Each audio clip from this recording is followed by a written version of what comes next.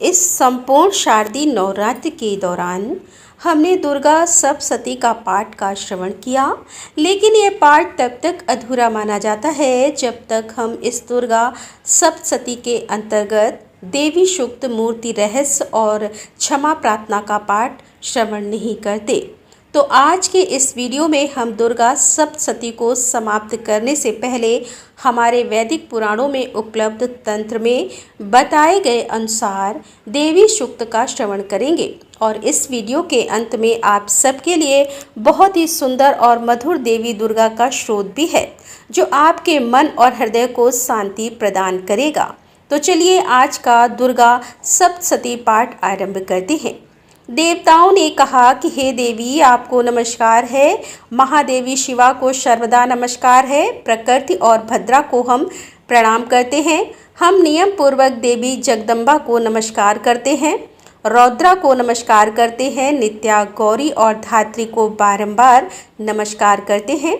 ज्योत्नामयी, चंद्र रूपिणी और सुख स्वरूपा देवी को सदैव प्रणाम है।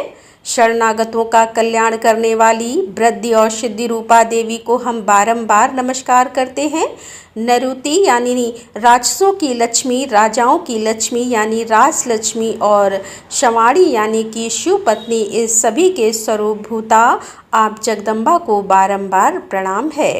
दुर्गा, दुर्गपरा, शारा, सर्वकारिणी, ख्याति, कृष्णा, धूमरा देवी को हम सदैव नमस्कार करते हैं।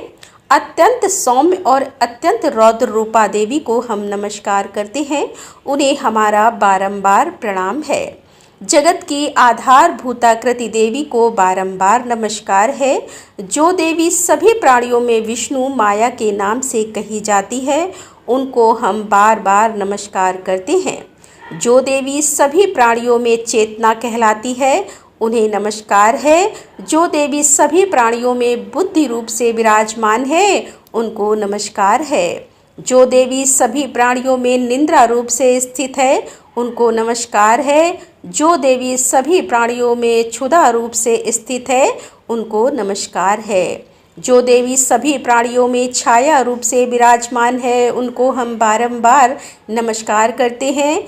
जो देवी सभी प्राणियों में शक्ति रूप में स्थित है, जो देवी सभी प्राणियों में तृष्णा रूप से स्थित है और जो देवी सभी प्राणियों में शांति यानी क्षमा के रूप में विराजमान है, उनको हम बारंबार नमस्कार करते हैं। जो देवी सभी प्राणियों में जाति रूप में स्थित है, जो लज्जा रूप से स्थित है, जो देवी सभी प्राणियों में शांति रूप से विराजमान है, उनको हम नमस्कार करते हैं। जो देवी सभी प्राणियों में श्रद्धा रूप से, कांत रूप से, लक्ष्मी रूप से, व्रति रूप से और स्मृति रूप से विराजमान है, उनको हम बारंबार नमस्कार करते हैं। जो देवी सभी प्राणियों में दया रूप से स्थित है, उनको हम नमस्कार करते हैं। जो सभी प्राणियों में तुष्टि रूप से, माता रूप से, भ्रांति रूप से, अधिष्ठात्री देवी के रूप में विराजमान है, उनको हम बारंबार नमस्कार करते हैं। जो जीवों के इंद्रिय वर्ग की अधिष्ठात्री देवी और सभी प्राणियों में सदा व्याप्त रहने वाली है, उन व्याप्ति देवी को बार बार नमस्कार करते हैं। जो देवी चैतन्य रूप से इस संपूर्ण जगत को व्याप्त करके स्थित रहती है, उनको हम बारंबार नमस्कार करते हैं। पूर्व काल में अपने अभीष्ट की प्राप्ति के लिए जिनकी स्तुति की गई थी और देवराज इंद्र ने बहुत दिनों तक जिनका सेवन किया, वह कल्याण की साधन भूता ईश्वरी हमारा कल्याण और मंगल करे और सारी आपत्तियों का नाश करे। उद्दंड दैत्यों से सताए हुए हम सभी देवता जिन परमेश्वरी को इस समय नमस्कार करते हैं और जो भक्ति से विनम्र पुरुषों द्वारा स्मरण किए जाने पर तत्काल सभी आपत्तियों का नाश कर देती है, वे जगदम्बा हमारा संकट दूर करे।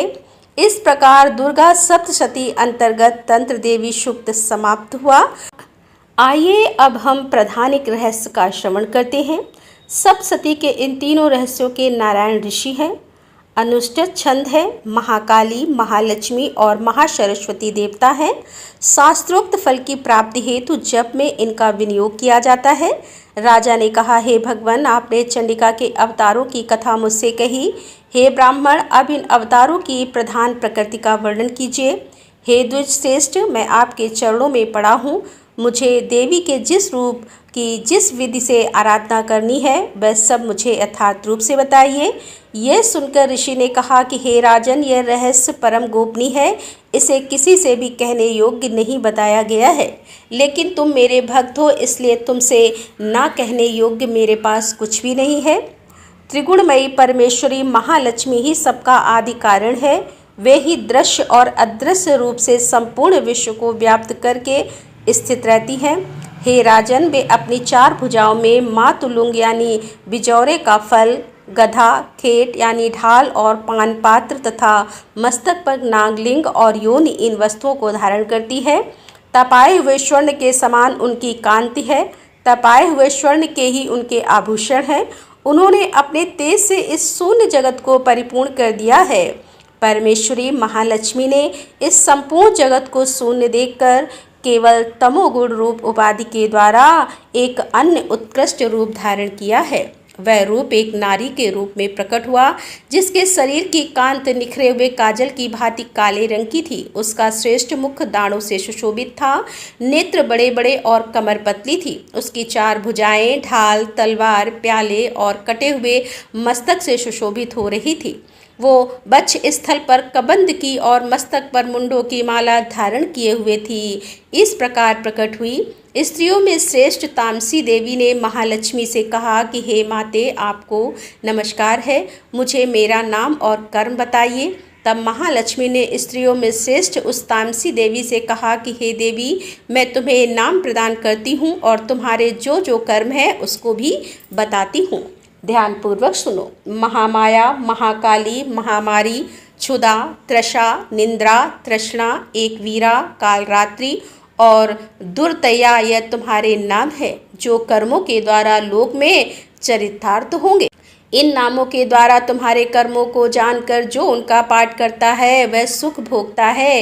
हे राजन, महाकाली से इस प्रकार कहकर महालक्ष्मी ने अत्यंत शुद्ध सत्वगुण के द्वारा दूसरा रूप धारण किया, जो चंद्रमा के समान गौरव वर्ण था। जो श्रेष्ठ नारी अपने हाथों में अक्षमाला, अंकुश, वीणा और पुस्तक धारण किए हुए थी, महालक्ष्मी ने उसे भी नाम प्रदान किया। महाविद्या, महावाणी, भारतीवाग, सरस्वती, आर्या, ब्राह्मणी, कामधेनु, वेदगर्भा और श्रीधरी और धीश्वरी यह तुम्हारे नाम होंगे। उसके बाद महालक्ष्मी और धीश्वेश्वरी यह तुम्हारे नाम होंगे। उसके बाद महालक्ष्मी ने महाकाली और महासरस्वती से कहा कि हे देवियों, तुम दोनों अपने अपने गुणों के योग्य स्त्री पुरुष के जोड़े उत्पन्न करो। उन दोनों से इस प्रकार कहकर महालक्ष्मी ने पहले स्वयं ही स्त्री पुरुष का एक युगल जोड़ा उत्पन्न किया। वे दोनों ही हिरण्य गर्भ, सुंदर और कमल के आसन पर विराजमान थे। हिरण्य गर्भ यानी कि निर्मल ज्ञान से संपन्न, उनमें से एक स्त्री थी और दूसरा पुरुष। उसके बाद माता महालक्ष्मी ने पुरुष को ब्रह्मांड, विधेक, विरंज और धात इस प्रकार संबोधित किया और स्त्री को श्री, पद्मा, कमला, लक्ष्मी इत्यादि नामों से पुकारा। इसके बाद महाकाली और महासरस्वती ने भी एक एक जोड़ा उत्पन्न किया। हे राजन, अब उनके भी रूप और नाम मैं तुम्हें बताता हूँ।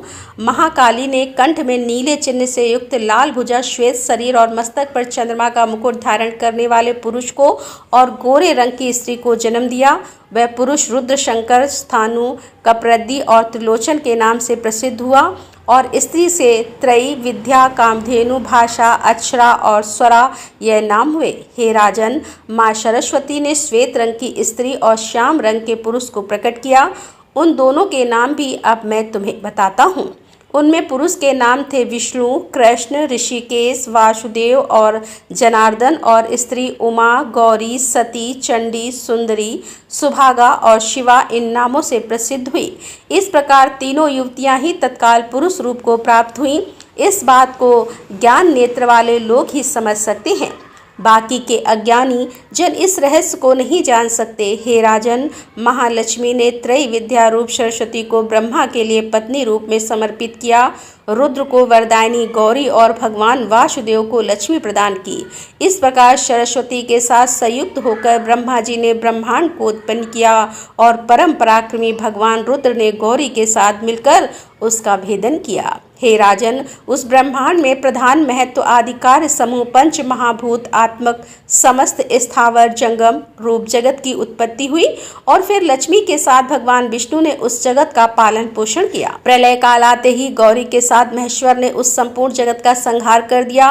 हे राजन, महालक्ष्मी ही सर्व सत्वम और सभी तत्वों की अधीश्वरी है। वे ही निराकार और साकार रूप में रहकर अनेक प्रकार के नाम धारण करती हैं। सगुणवाचक, सत्य ज्ञान, चित्त, महामाया आदि नामांतरों से इन महालक्ष्मी का निरूपण करना चाहिए। केवल एक नाम यानी कि महालक्ष्मी इस मात्र से अथवा अन्य प्रत्यक्ष आदि प्रमाण से उसका वर्णन नहीं हो सकता और इस प्रकार दुर्गा सप्तशती अंतर्गत प्राथानिक रहस्य संपूर्ण हुआ।